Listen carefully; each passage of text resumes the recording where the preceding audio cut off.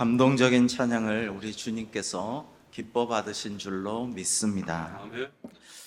성도 여러분, 찬양대 찬양 들으니까 참 힘이 새로 나는 것 같은데 지난 주간 얼마나 힘드셨습니까? 평소에도 다이내믹 코리아에서 숨가쁘게 살고 있지만 유난히 힘든 지난 주간을 우리가 보냈습니다. 그러나 하나님께서는 우리 성도님들이 하늘의 위로와 주님의 은혜를 받으시기를 원하십니다. 그래서 오늘 이 시간 이 자리에 우리를 부르신 것이죠. 우리는 여기 응답하여서 예배드리고 있습니다.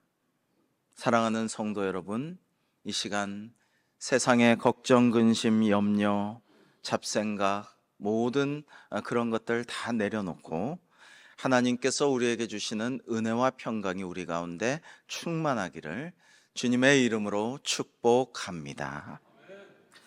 대림절 둘째 주일 우리는 다시 오실 예수님을 기다리고 있죠.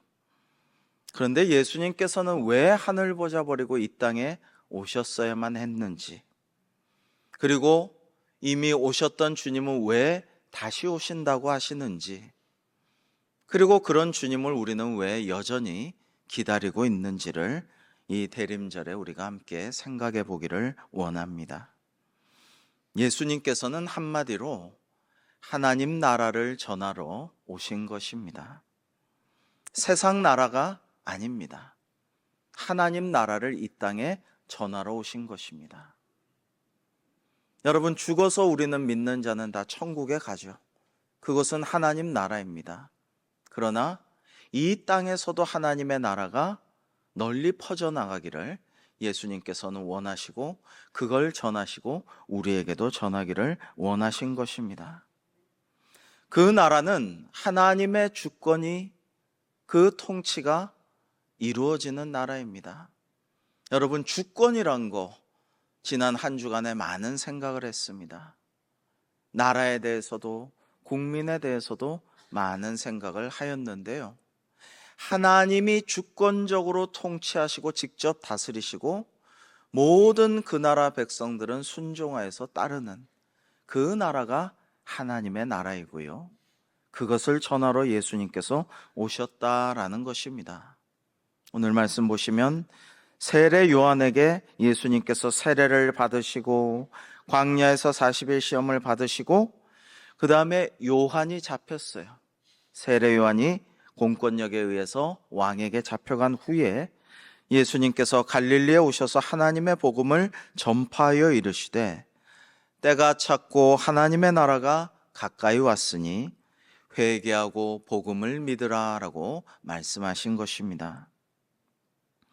여러분, 이것이 공생애 하신 예수님의 첫 번째 말씀입니다.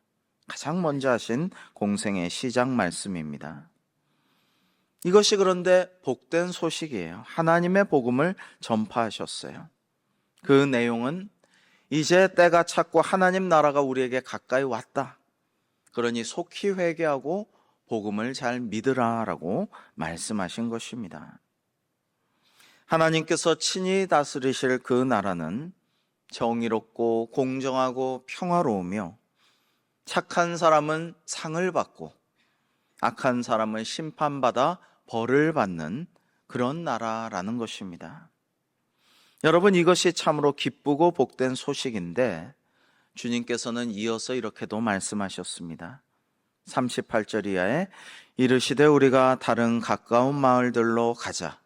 거기서도 전도하리니 내가 이를 위하여 왔노라 하시고 이에 온 갈릴리에 다니시며 그들의 여러 회당에서 전도하시고 또 귀신을 내쫓으시더라라고 말씀하셨습니다. 자, 여러분, 귀신을 내쫓으시는 기적, 오병이어와 칠병이어로 배고프고 유리방황하던 백성들을 배불리 먹이신 기적, 여러분, 죽은 자도 살리신 기적, 시각장애인이 눈을 뜨고 앉아있던 자가 일어나고 그냥 막연히 간구하던 모든 기도가 이루어지는 역사가, 그 기적과 이사가 무엇 때문에 행하신 것이라고요? 하나님의 다스리심을, 하나님의 나라를 그것을 선포하시려고 보여주신 것입니다. 증거로 보여주신 거예요. 우리가 죽어서 하늘나라 가서 이루어지는 그 일들이 지금 여기서 우리의 삶 가운데 이 땅에서도 일어난다라는 것을 입증하고 보여주고 믿게 하시려고 하나님 나라를 선포하신 주님께서 그런 기적들을 보여주신 것입니다. 오늘날도 교회에서 기적이 일어나고 치유가 일어나고 놀라운 기도의 응답이 일어나는 것은 우리 교회를 통해서 하나님의 나라가 미리 선포되고 그것을 맛보게 하시려고 그러한 기적을 보여주시고 베풀어 주시는 것입니다. 사랑하는 성도 여러분, 예수님의 가르침과 사역은 처음부터 끝까지 하나님의 나라를 선포하신 거예요. 거기에 초점이 있었습니다. 처음부터 끝까지 하나님께서 다스리시는 그 나라가 이제 임하였다. 그리고 이것이 널리 전해지기를 원하고 너희들이 그 증인이 되어라. 이것이 예수님의 사역의 알파와 오메가였던 것입니다. 하나님의 나라는 예수님으로부터 선포되고 확실한 그 실체가 알려지고 전해지기 시작했죠. 그러나 아직 다 완성된 것은 아닙니다. 장차 다시 오실 주님께서 하나님의 나라를 완성하실 것입니다. 새 하늘과 새 땅, 새 예루살렘을 이루어 주실 것입니다. 그러기에 다시 오신다라는 것입니다. 지난 화요일 여러분 얼마나 많이 놀라셨습니까?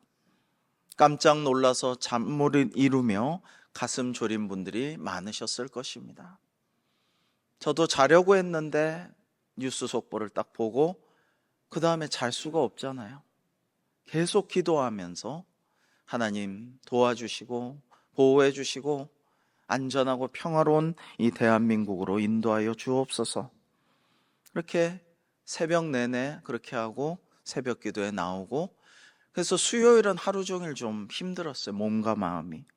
그러나 생각해 보면 한편으로 하나님이 보호하사 우리나라 만세라는 애국가 가사처럼 하나님께서 이 나라를 지켜 보호하여 주셨으니 얼마나 감사하고 또 감사한 일입니까?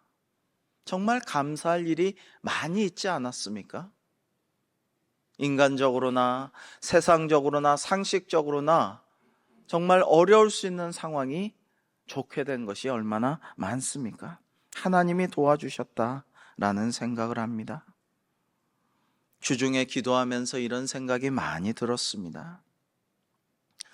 정말로 하나님께서 이 나라를 다스려 주시면, 직접 통치해 주시면, 모든 것을 주관해 주시면 얼마나 좋을까? 하나님의 주권이 이 나라에서 인정되고 모든 백성들이 하나님의 통치를 기꺼이 따르며 말씀에 순종하고 하나님의 뜻대로 서로 살아가는 그런 세상이 속히 오면 얼마나 좋을까라는 생각을 했습니다. 여러분, 하나님의 말씀대로 순종하려고 힘써 그 말씀을 지키고 종교개혁을 성공시킨 나라들, 정말 유럽에서 가장 못 살고 힘들고 어려웠던 북유럽 국가들이 가난하고 어렵고 힘든 시기를 다 이겨내고 가장 살기 좋고 행복지수가 세계에서 최고인 나라들을 지금 이룩하지 않았습니까? 그러면서 또 생각했습니다. 내가 더 회개해야 하나님의 나라가 임할 줄로 믿습니다. 우리가 더 회개해야 우리 가운데 하나님의 나라가 임할 줄로 믿습니다. 주님, 저희들을 불쌍히 여기고 도와주시옵소서. 이런 기도가 계속 나왔어요. 여러분, 대림절을 보내고 있습니다. 벌써 둘째 주일인데요. 이 연말을 성탄에 앞선 이 대림절을 어떻게 보내는 것이 가장 좋겠습니까? 내가 사랑해야 마땅한데 미워한 자가 있거든 하나님 용서해 주십시오. 그 이웃과 화해하고 화목하게 되어서 하나님께 영광 돌리는 대림절이 되면 하나님께서 얼마나 기뻐하시겠습니까?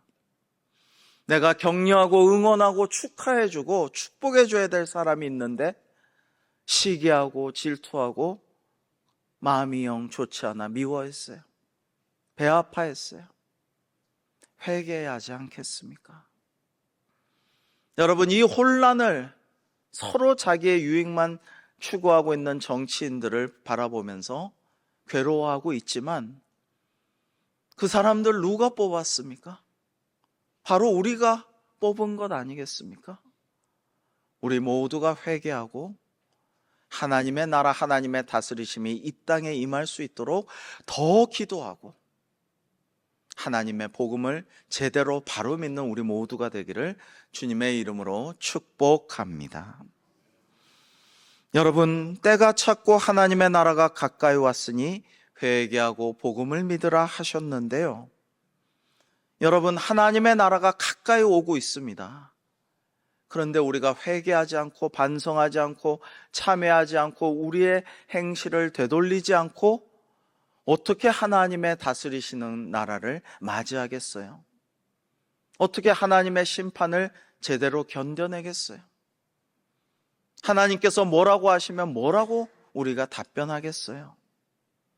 모든 우리의 중심과 심중을 꿰뚫어 보신 하나님께서 너 왜 회개하지 않느냐? 너 왜 사랑하지 않느냐? 너 왜 그렇게 형제를 미워하고 자매에게 질투하였느냐? 내가 평화를 만드는 사람 되어서 화평케 하라 했는데 왜 화목제물로 몸소 행하신 예수 그리스도의 모습을 본받지 않고 외면하고 살았느냐 하면 뭐라고 하겠습니까? 회개해야 합니다.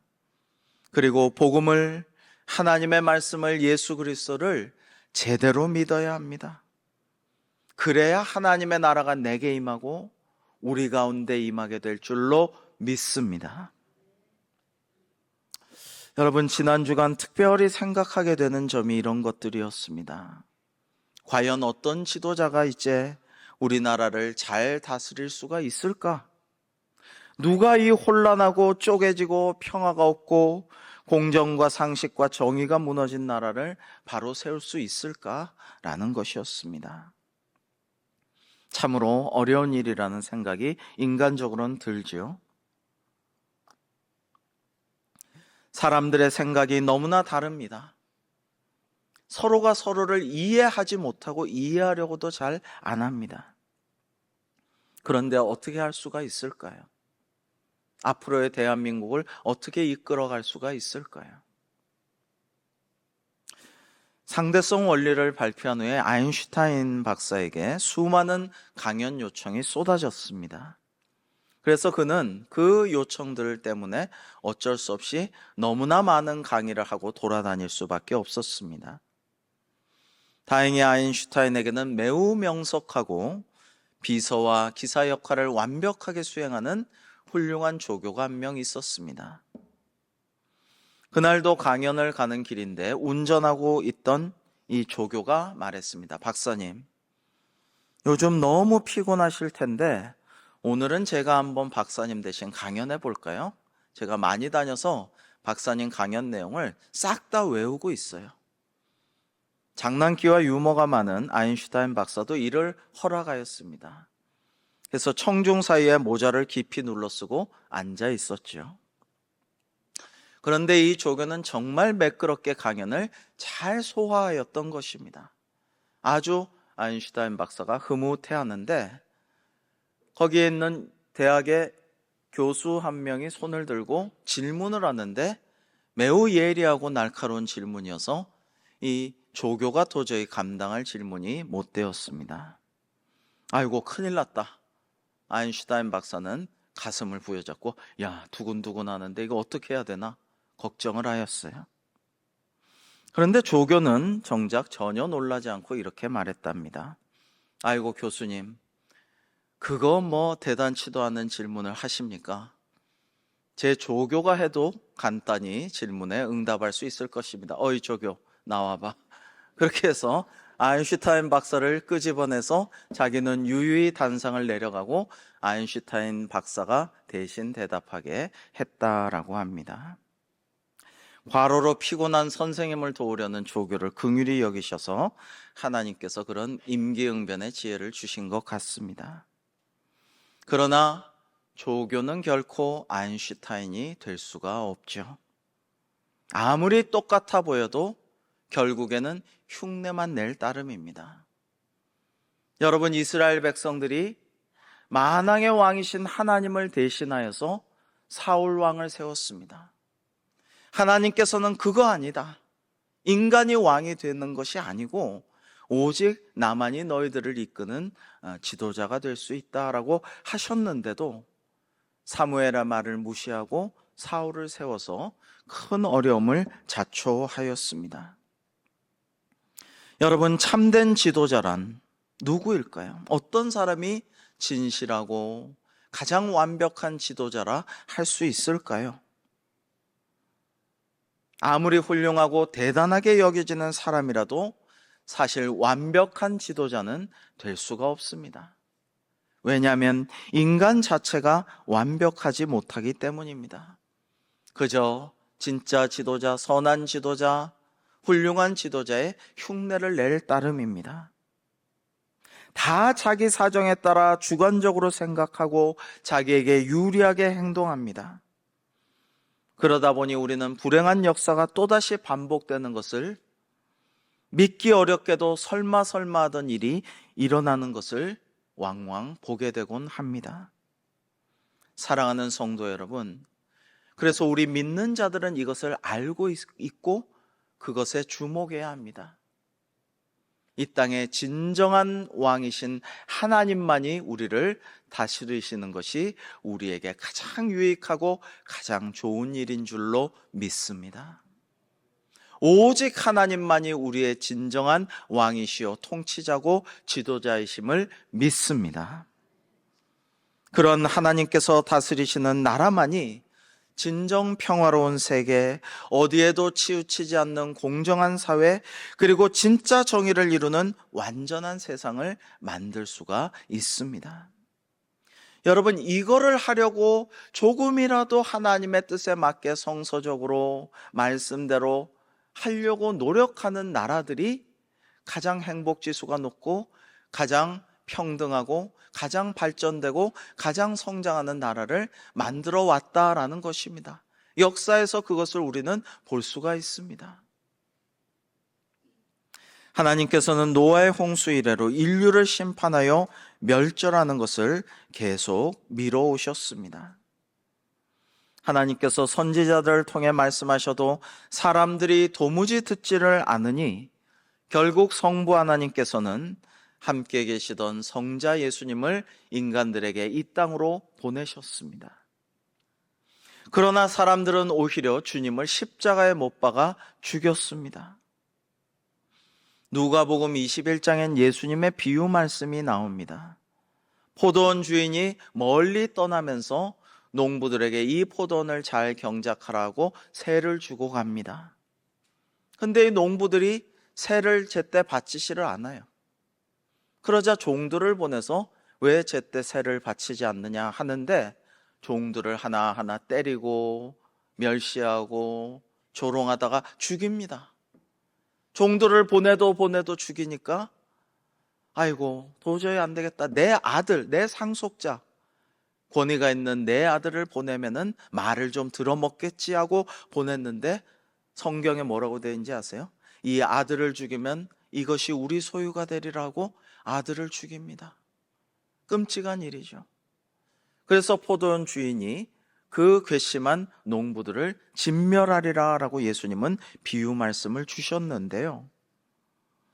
여러분, 이 비유의 포도원 주인이신 하나님께서는 당장 이 세상의 악인들과 악한 세상을 심판하지 않으셨어요. 죽임을 당한 아들 예수님조차 로마 군대와 유대인들과 악한 무리들에게, 군중들에게 복수하지 않으셨어요. 오히려 제자들에게 성령님을 보내셔서 하나님 나라를 계속 전파하라고 명하셨어요. 이것이 놀라운 은혜요, 기적입니다. 우리 사도행전 1장 3절 이하 한번 교독해 볼까요? 그가 고난받으신 후에 또한 그들에게 확실한 많은 증거로 친히 살아계심을 나타내사 40일 동안 그들에게 보이시며 하나님 나라의 일을 말씀하시니라.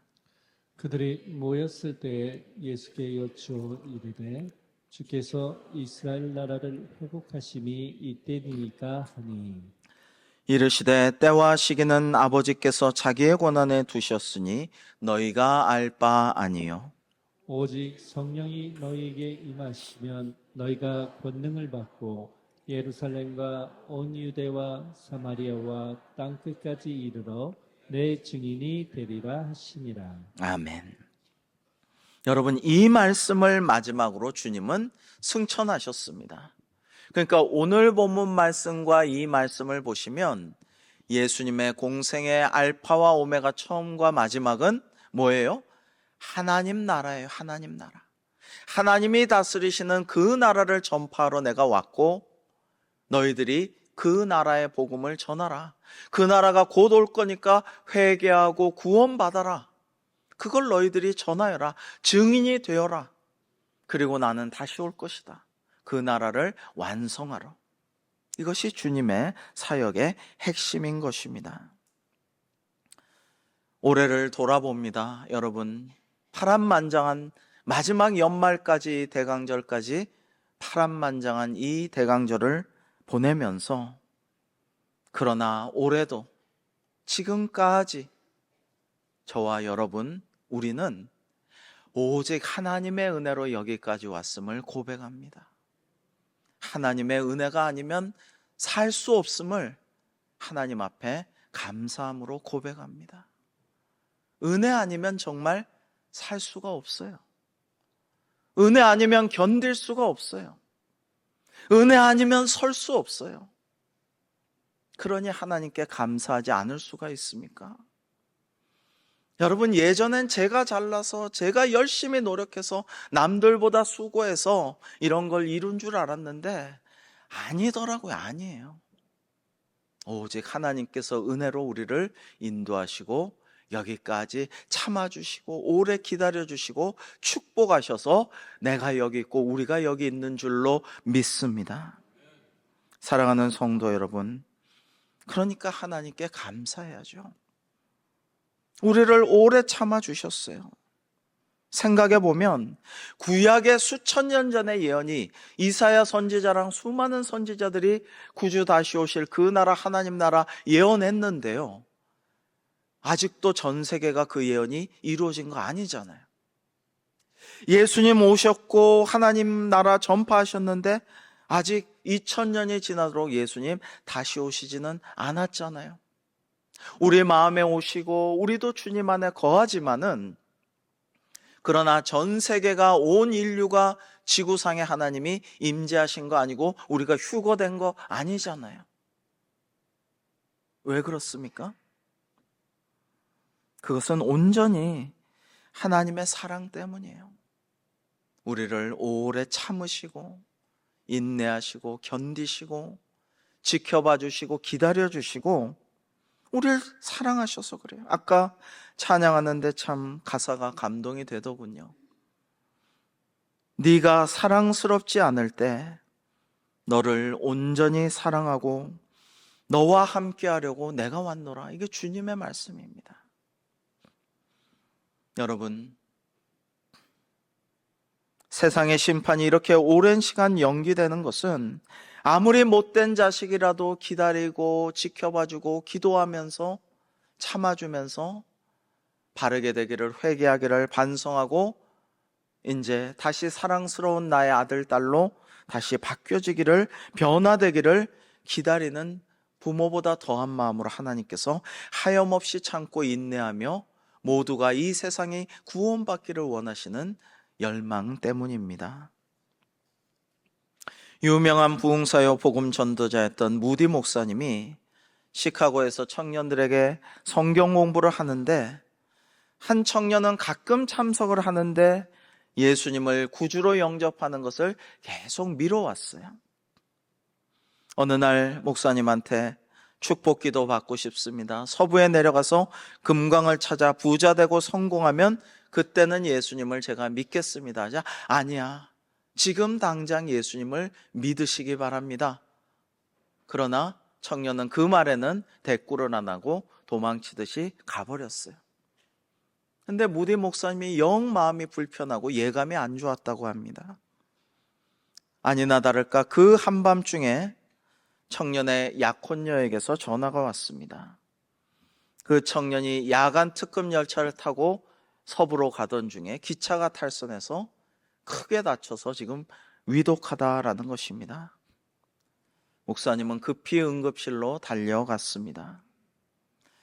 위독하여 생명이 경각에 달린 그 청년에게 귀에 입을 대고 목사님이 권면했습니다. 마지막으로 예수님을 이 순간 구주로 영접하시오. 그러나 그 청년은 말했습니다. 목사님, 이젠 이미 늦었잖아요. 그러고는 숨을 거두고 말았다고 합니다. 성경은 우리에게 교훈하고 있습니다. 너는 내일 일을 자랑하지 말라. 하루 동안에 무슨 일이 일어날는지 네가 알 수 없음이니라. 정말 내일 일은 아무도 모릅니다. 아니, 오늘 일도 한 치 앞도 우리는 무슨 일이 일어날지 모릅니다. 더구나 이 대한민국에서 정말 무슨 일이 일어날지 아무도 몰라요. 어떻게 해야겠습니까? 사랑하는 성도 여러분, 주님 말씀 따라 우리 때가 가까운 줄로 믿고 하나님 앞에 우리의 모든 죄와 허물을 회개합시다. 그리고 복음을 믿읍시다. 예수님을 제대로 믿읍시다. 형식적으로, 매너리즘으로, 습관적으로 그냥 남들 보기에 경건의 모양만 갖추지 말고 경건의 능력이 일어나도록 예수님과 하나님의 복음을 제대로 믿는 우리 대광교회가 되기를 주님의 이름으로 축복합니다. 그렇게 할 때 하나님께서 기뻐하실 것입니다. 우리를 칭찬하시고 인정하실 것입니다. 그리고 우리도 예수님처럼 하나님의 나라를 전합시다. 하나님의 통치가 내 안에 이루어지는 모습을 보여주고요. 우리 가정이 변화되는 하나님의 주권적인 역사가 일어나는 모습을 보게 해주고요. 직장과 그리고 우리 사회, 우리 대한민국이 우리 한 사람 한 사람의 기도와 모범으로 하나님의 나라로 변화시키는 역사가 일어나기를 주님의 이름으로 축복합니다. 기도하겠습니다. 하나님 아버지, 지금 모든 것이 꼬이고 힘들고 어려운 상황입니다. 정치적으로, 외교적으로, 경제적으로, 안보적으로 모든 것이 부끄럽고 참담하고 힘든 상황입니다. 그러나 우리가 오늘 주신 하나님의 말씀 그리고 모든 주님의 말씀대로 살아가고 하나님께 순종하고 예수님을 제대로 믿는다면 우리 모두가 회개하고 성령 충만하여 하나님의 나라를 전한다면 먼저 그의 나라와 그의 의를 구하라. 그리하면 이 모든 것을 너에게 더하시리라는 주님의 말씀대로 우리가 다시 풀리고 형통하고 복을 받을 줄 믿습니다. 우리의 일상에서부터 하나님의 나라를 이루어가고 전파하는, 그래서 우리 가정과 우리 주변과 이웃과 이 나라 대한민국을, 이 민족을 하나님께서 다스리시는 나라로 만들어가는 저희 되도록 사용하여 주옵소서. 예수님의 이름으로 기도하옵나이다. 아멘.